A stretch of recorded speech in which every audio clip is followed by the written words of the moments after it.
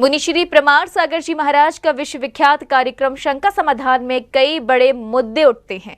बीते दिन भामाशाह श्री अशोक पाटनी और श्राविका श्रेष्ठ श्रीमती सुशीला पाटनी जी के देवते रौनक कटारिया ने मुनिवर से समाधान पाने के लिए शंका व्यक्त की और कहा कि अब सारे देश चंद्रमा पर जा रहे हैं। ये कितना सच है? महाराज जी, जैन शास्त्रों के हिसाब से कोई चंद्रमा पे जा नहीं सकता, लेकिन अभी आजकल इन दिनों सब अमेरिका, भारत सब चंद्रमा पे जा रहे थे। कितना सच है? भामाशाह श्री अशोक पाटनी और श्राविका श्रेष्ठी श्रीमती सुशीला पाटनी जी के देवते रौनक कटारिया ने जब मुनिवर से शंका समाधान पाया तो मुनिवर ने बड़ी सहजता से उनको समझाया कि वर्तमान और विज्ञान की बातों में मेल नहीं है। मेरी नजर में दोनों बातें सही हैं, बस समझ की कमी है। भूगोल की बात जब हम करते हैं तो जो हमारे शास्त्रों में लिखित है और जो वर्तमान विज्ञान की बातें हैं, इनमें मेल नहीं। न तो हम अपनी शास्त्रों की बातों को गलत ठहरा सकते हैं, न विज्ञान की बातों को नकार सकते हैं। मेरे नज़र में दोनों बातें अपनी अपनी जगह सही। कहीं ना कहीं कमी है तो वह हमारे समझ की कमी। हम लोग जहाँ रहते हैं ये अशाश्वत पृथ्वी, और हमारे शास्त्रों में जो वर्णन है वह शाश्वत पृथ्वी का। शाश्वत पृथ्वी यानी जो हमेशा एक सी बनी रहे, और अशाश्वत पृथ्वी यानी जहाँ काल के प्रभाव से उतार चढ़ाव हो। जम्बूद्वीप के भरत क्षेत्र के आर्यखंड में परिवर्तन होता ही है, और इस पूरी प्रक्रिया को समझाते हुए मुनिश्री ने सोलर सिस्टम की व्याख्या की। जम्बूद्वीप के भरत और ऐरावत क्षेत्र में 60 कालों के प्रभाव से वृद्धि और ह्रास होता है, ऐसा तत्वार्थ सूत्र में ही लिखा है।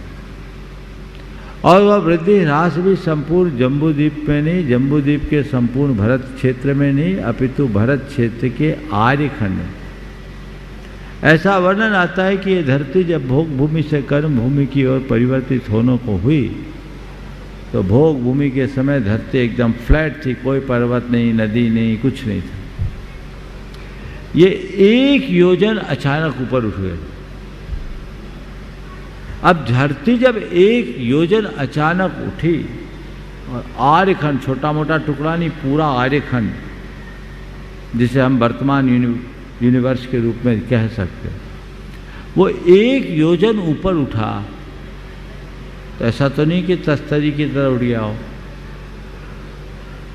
हो सकता उससे ये अर्थ ने ग्लोबल सेफ ले लिया, ये अर्थ बन गई। इससे अनेक छोटे छोटे पर्वत, उपसमुद्र इसके अंदर प्रवेश कर गए।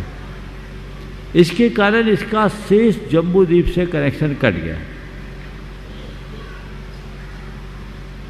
और मुझे लगता है कि उसी समय एक बहुत बड़ी ऊर्जा का विस्फोट हुआ होगा। समझ रहे? एक योजन ऊपर उठना बहुत बड़ी बात होती, बड़ा भूचाल आया होगा।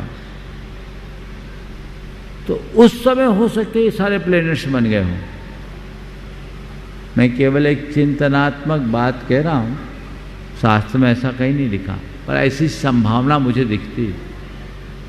वही प्लैनेट्स आज के पूरे सोलर सिस्टम में जुड़े। हम इसको मून के रूप में, इसको सन के रूप में और चीज़ों के रूप में देखते हो। और ये असंख्य वर्ष पहले की बात है, एक कोड़ा कोड़ी सागर पूर्व की बात, और उससे ज़्यादा। आगे मुनिवर ने कहा कि ये हमारा दुर्भाग्य है कि इसके आगे के विवरण के शास्त्र हमारे पास उपलब्ध नहीं है। सूचनाएं हमारे पास बहुत सीमित हैं। पर हमारा दुर्भाग्य है कि हमारे शास्त्र आज हमारे पास सुलभ नहीं है। सूचनाएं हमारे पास बहुत सीमित हैं। जितने शास्त्र हमारे पास हैं हम उनसे ही व्याख्या से बंधे हैं, पर जो बातें प्रत्यक्ष है उसको नकारना कतई उचित नहीं कहा जा सकता। इसलिए मैं तो ये कहता हूँ, जो आज चंद्रयान पहुँचा है हमें उसका भी स्वागत करना चाहिए और हमारे शास्त्रों में जिस चंद्रमा की बात की है उसे भी स्वीकार करना। और इस तरह से मुनिवर ने युवा रौनक की शंका को दूर करते हुए शास्त्रों के ज्ञान से अवगत कराया। जैन फोकस के लिए इंदौर, मध्य प्रदेश से ब्यूरो रिपोर्ट।